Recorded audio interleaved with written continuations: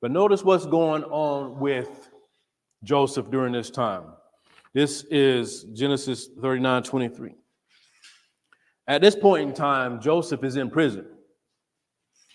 And it said, the keeper of the prison looked not to anything that was under his hand, because the Lord was with him. And that which he did, the Lord made it to prosper. Not as I will the situations that are around me. But I'm still trusting God and believing God, and the Lord is able to prosper me even in prison or whatever situation that you're going through. Not my will on how the circumstances or how these things manifest out here in the natural. Not my will be done, Lord, but your will. At this time, or up until this time, in Genesis 39:23, I'm just going to run through a couple things just to let you know the overall situation of what's going on with Joseph. Just keep this in mind. In Genesis 37:23 through 24, he's thrown in the pit by his brothers. He has a vision from the Lord. Genesis 37:23 through 24, he's thrown in the pit. Just from telling his brothers the vision that the Lord has for him.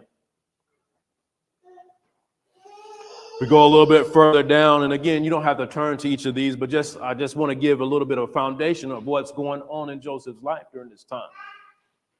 These situations are not ideal from a flesh standpoint. Genesis 37:28, he's sold into slavery. 39:1, he's bought by Potiphar. So he's bought by one of the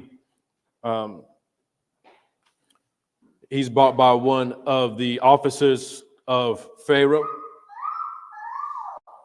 And then if we go down a little bit further to Genesis 39:20, then he's cast into prison.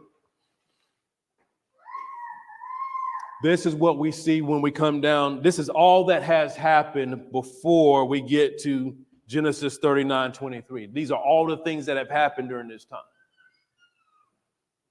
You say, Lord, couldn't you have brought me to these, to this level, or brought me to this state, or brought me to know you more, or work more good works in your life through these things? Perhaps.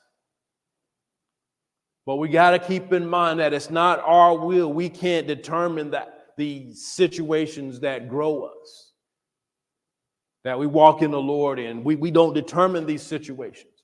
It's not our will. It's just us believing God and trusting him, Lord, that you will bring these things to pass for us.